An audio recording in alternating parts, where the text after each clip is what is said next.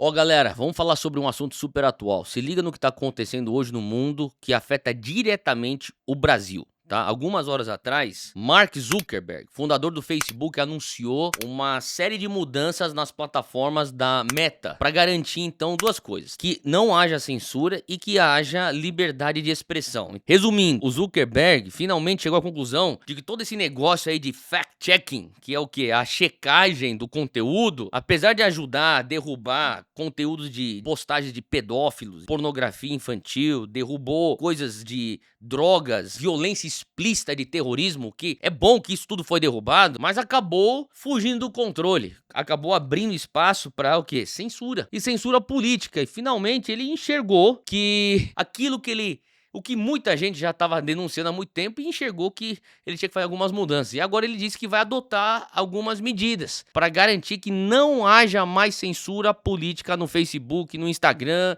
e tudo aquilo que é conectado às plataformas da Meta. Então ele inclusive disse que vai contar com a ajuda do presidente Trump para, assim que ele assumir, Trump assumir o cargo, para começar a frear qualquer tentativa de censura por parte de governos e de movimentos políticos. E olha só a denúncia que ele faz aqui. Eu quero que você entenda muito bem, porque isso aqui é mais uma evidência do que nós já estamos denunciando há muito tempo. O próprio Mark Zuckerberg afirma, olha só, abre aspas, países na América Latina têm tribunais secretos que podem ordenar a remoção de conteúdo de forma silenciosa. Perceba aí a seriedade dessa denúncia. E convenhamos, eu e você, nós sabemos muito bem de quem é que ele tá falando. Quer dizer, isso aqui, ele fala de tribunais secretos da América Latina, pode ser secreto para ele. Pra gente que tá aqui no Brasil, todo mundo aqui do Brasil já sabe porque não é segredo. Qual ministro do STF a qual ele tá se referindo. Em seguida, a coisa que me deixou mais maluco da vida aqui hoje foi que eu abro lá a internet e vejo o ministro da Fazenda, Fernando Haddad, logo depois do anúncio do Zuckerberg, falando asneira. Hoje, Fernando Haddad, para quem não sabe, é o favorito do Lula para concorrer à presidência em 2026. E olha a frase de Fernando Haddad: a economia vai bem, mas precisamos nos preocupar com a democracia. Que pilantragem, isso aí é pura cortina de fumaça, gente. Existe alguém nesse país que concorda que a economia vai bem, com o preço do arroz, o preço da gasolina subindo, o dólar aí batendo daqui a pouco 6,30, 6,40, a gente não sabe para onde vai parar esse negócio? Olha, isso aqui que tá acontecendo é nada mais do que uma cortina de fumaça e manipulação do governo do PT em cima dessa afirmação que Zuckerberg faz, justamente porque vai banir qualquer censura política e vai fazer o jogo cada vez mais justo e mais transparente.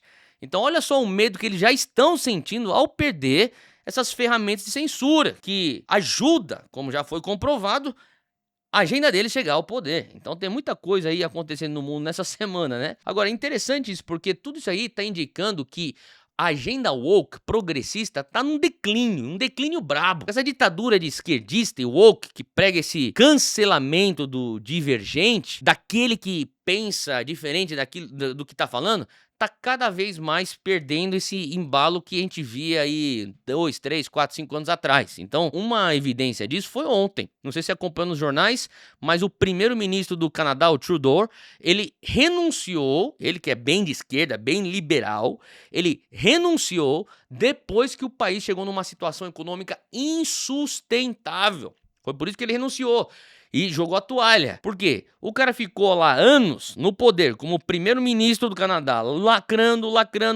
mas o Canadá não estava lucrando em nada.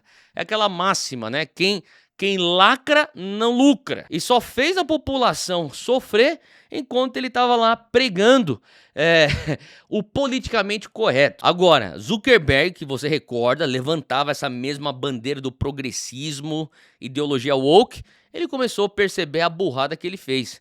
Isso tudo acontecendo às vésperas aí da posse do Trump, que inclusive Zuckerberg virou casaca, foi na verdade um daqueles que financiou até a campanha, fez doação para a campanha do Trump. Então o que eu tô querendo dizer? As pessoas estão percebendo. Os líderes globais já estão vendo para onde esse negócio vai. É inevitável, cada vez mais se chega à conclusão que a agenda woke e o progressismo não tem fundamentação para nada. E aquilo que se torna essa briga por ideologias, na verdade está atrasando o progresso da humanidade e atrasando o nosso progresso aqui no Brasil. Por isso, jovem evangélico, você tem que entender esse cenário. Você tem que entender que as pessoas estão começando a acordar, e a gente precisa acordar e continuar acordando. Isso vai se refletir nas eleições de 2026. Aqui no Brasil, com certeza vai.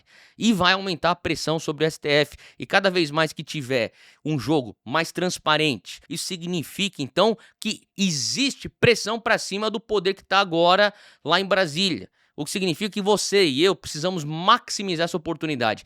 Você e eu, nós precisamos nos posicionar. Precisa entender o que está acontecendo também para a gente se posicionar como jovens evangélicos de uma maneira bíblica, diante dos desafios que virão. Então, leia a Bíblia, se posicione, continue orando pelo Brasil, faça pergunta às suas lideranças na comunidade de fé, fomente discussões construtivas, crendo que a justiça verdadeira ainda vai chegar sobre nós. Obviamente, nós não estamos falando aqui de algo que é humano, mas sim, estamos aqui nessa terra, por mais que somos cidadãos celestiais, nós somos ordenados por Jesus ser sal da terra e luz do mundo. E que Deus nos dê graça para isso.